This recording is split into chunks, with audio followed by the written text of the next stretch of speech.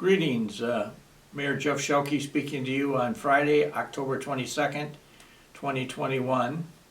And I've had several people ask me about the comments that I made in last week's show, specifically who the person was that I was asking for prayers for. And so with the permission of those involved this week, I can name the person that I was asking for prayers for was Linda Rosici, who is the wife of Father Michael Rosici of the Calvary Episcopal Church in Batavia. And Father Rosici is an invaluable resource in the Batavia community. If there is anybody who does as much as possible to make this a kinder, gentler, more understanding and sympathetic person in this world, it's Reverend Rosici. He serves as the chaplain of the Batavia Police and Fire Department. And he takes the job very seriously, and it is not at all unusual if we're called out at 2:30, 3:30, 4:30, 5:30 in the morning, or there's a shooting situation where there's potentially some danger involved to the surrounding neighborhood, or there is evacuations that need to be done, or there's some really bad news that needs to be broken to somebody about a family member killed in an accident or whatever it could be. Father Rosici has always been there at the side of our police and fire departments through the thick and thin of many, many very sad moments. And so I just can't say enough for his service to Batavia, and his wife Linda is battling very seriously the COVID-19 effects.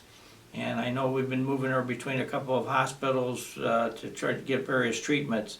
So I guess again this week I would ask for a prayer for the Rosicis, and specifically for Linda, that she overcomes her difficulties with COVID, because this is a very dear and near family to Batavia, who their contributions really do make a difference for the good in this community. So that cleared up. Let me just say that we've had a couple of other kind of things that we need to make public mention of.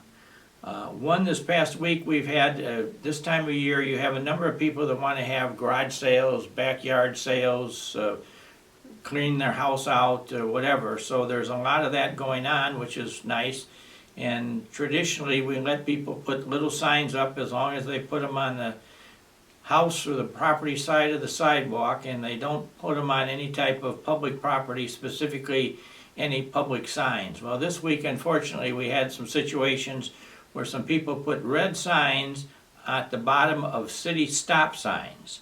And needless to say, this was about as bad as it can get for causing confusion for drivers and whatever have you. And I know there's been some litigation in other parts of the country where things were put on a stop sign that deferred its viewpoint from the driver and caused an accident. So we quickly ran around yesterday and removed any sign that was on any type of public property, and we're going to have to adhere to that. We visited the people who would put the signs up, and hopefully they got the message that they can't do this. But again, I would share this with everybody else in town that wants to have a yard sale or a garage sale or a basement sale or whatever you want to call it. Please be very, very cautious about where you put the signs, because we may have to take them down, and in an extreme instance I suppose we could start to write some tickets, but we don't want to do that. We're trying to be friendly and help people do the things that they want to do. Another question that's come up to me in the rather recently is, what is the status of all this conversation going on, specifically at the national level, about the federal government reaching an agreement to give shots to younger children? And where will these shots take place, and will the school districts be involved in this?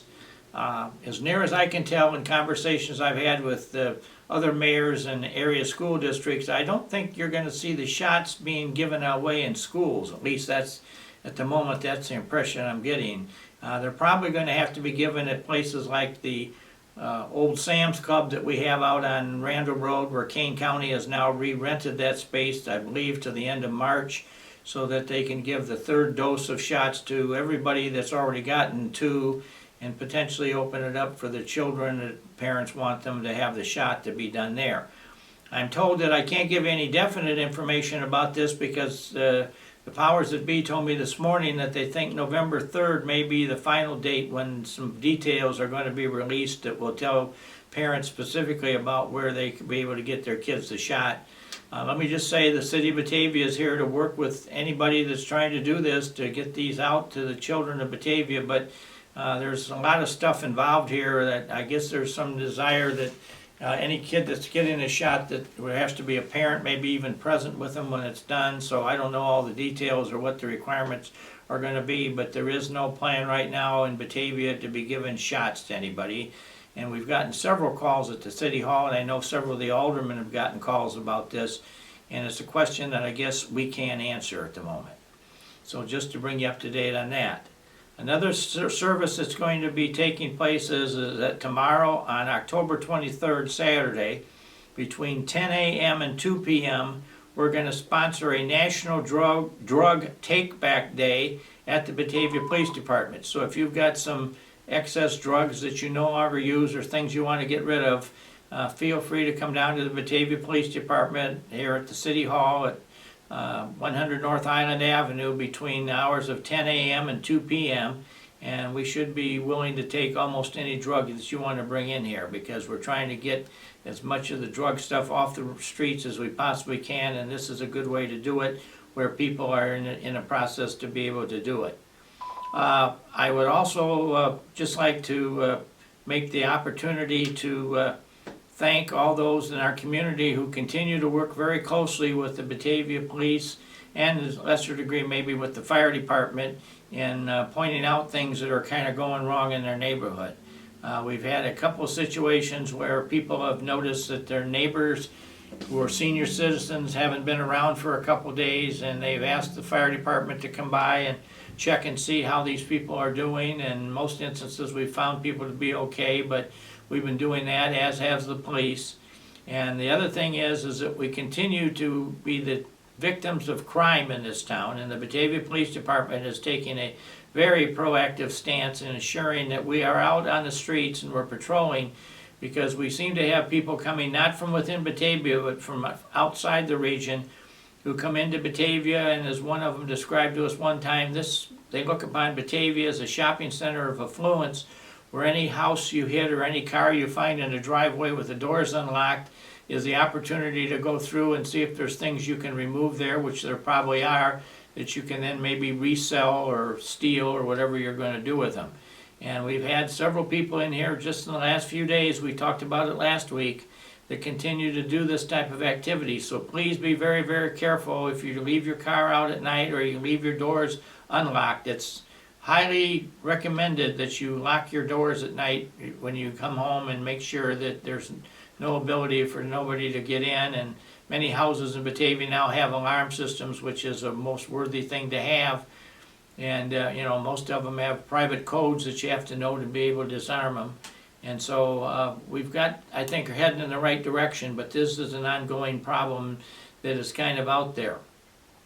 And finally tonight I'd like to send my best luck and wishes to the Batavia Senior High School football team as they play what I'm told is the last game of the season, of the regular season, and then they'll be hopefully going into the state championship competition, which will be in several games that they'll play around the state. I know there's some events planned over the weekend to hear where Batavia's next games are or are not going to be.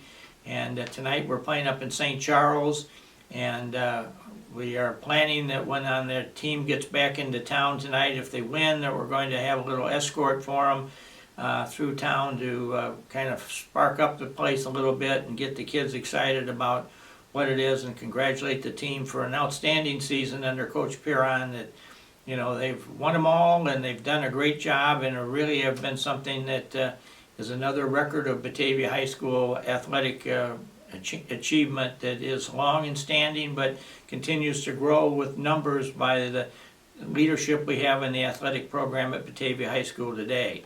So you'll probably hear me talking more about that in the days ahead, because this will be a hot topic around town as we go forward with the rest of the football season, which won't end, I'm told, till about Thanksgiving is when it finally comes to the final games are being played.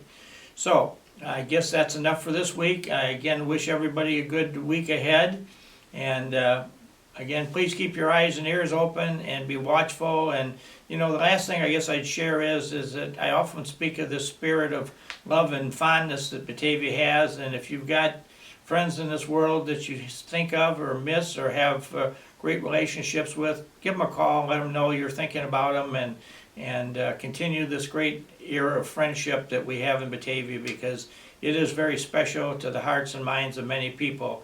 And we just want to play on that and make it a better life for everybody in this town.